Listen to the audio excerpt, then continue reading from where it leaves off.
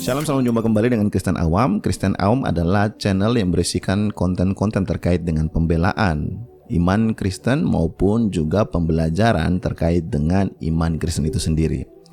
Bagi kalian yang belum subscribe channel ini, boleh silakan langsung menekan tombol subscribe-nya dan jangan lupa untuk mengaktifkan tombol loncengnya sehingga setiap updatean video terbaru dari Kristen Awam tidak terlewatkan oleh kalian semua. Oke, kali ini Kristen Awam ingin membuat sebuah konten terkait dengan kesaksian Alkitab mengenai ketuhanan Yesus Kristus. Kita tahu bahwa banyak apologet Islam yang menyerang kekristenan terkait dengan ketuhanan Yesus dengan berkata bahwa ketuhanan Yesus itu dilahirkan pada Konsili Nisea. Padahal ketika kita melihat dalam Alkitab, maka kita akan menemukan mulai dari pengakuan Yesus Kristus sendiri, pengakuan para murid-murid maupun pengakuan dari Rasul Paulus bahwa Yesus adalah Tuhan sudah ada di dalam Alkitab kita yang ditulis di bawah abad yang pertama.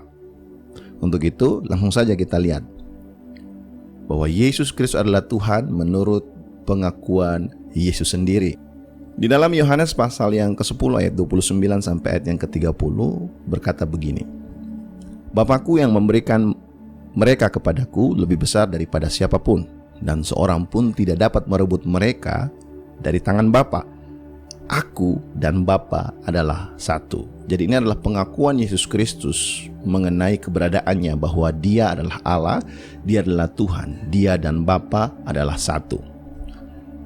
Kemudian kesaksian murid-murid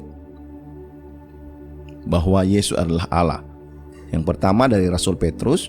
Di dalam 2 Petrus pasal yang pertama ayat yang pertama berkata demikian. Dari Simon Petrus, hamba dan Rasul Yesus Kristus, kepada mereka yang bersama-sama dengan kami memperoleh iman oleh karena keadilan Allah dan juru selamat kita, Yesus Kristus. Jadi Rasul Petrus pun mengakui bahwa Yesus adalah Allah, Yesus juga adalah sang juru selamat. Kemudian dari Rasul Yohanes, dalam 1 Yohanes pasal 5 ayat yang ke-20 berkata demikian. Akan tetapi kita tahu bahwa Anak Allah telah datang dan telah mengaruniakan pengertian kepada kita supaya kita mengenal yang benar dan kita ada di dalam yang benar, di dalam Anaknya Yesus Kristus. Dia adalah Allah yang benar dan hidup yang kekal. Jadi pengakuan Rasul Yohanes pun demikian, bahwa Yesus Kristus adalah Anak Allah, Dia adalah Allah yang benar dan Dia adalah hidup yang kekal. Kemudian dari Rasul Thomas, di dalam Yohanes pasal 20 ayat 27 sampai ayat yang ke-28 berkata demikian. Kemudian ia berkata kepada Thomas, taruhlah jarimu di sini dan lihatlah tanganku, ulurkanlah tanganmu dan cucukkan ke dalam lambungku, dan jangan engkau tidak percaya lagi, melainkan percayalah. Thomas menjawab dia, ya Tuhanku dan Allahku. Rasul Thomas pun mengakui bahwa Yesus Kristus adalah Tuhan, Yesus Kristus adalah Allah. Kemudian pengakuan dari Rasul Paulus.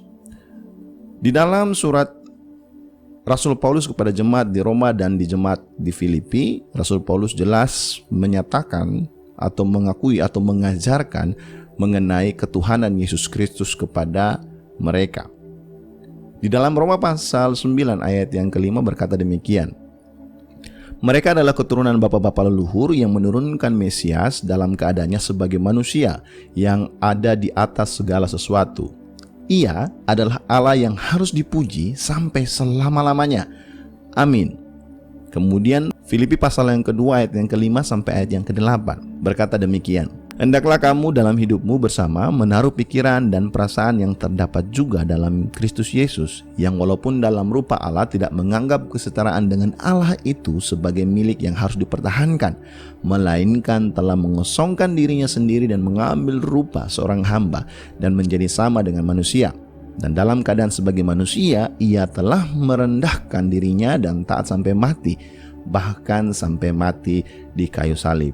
Jadi sebenarnya di dalam Alkitab itu banyak sekali ayat-ayat yang mendukung dan kesaksian Alkitab sendiri terkait dengan ketuhanan Yesus. Tetapi ayat-ayat yang baru saya bacakan tadi adalah merupakan ayat-ayat yang secara spesifik menjelaskan dan menyatakan bahwa Yesus adalah Tuhan.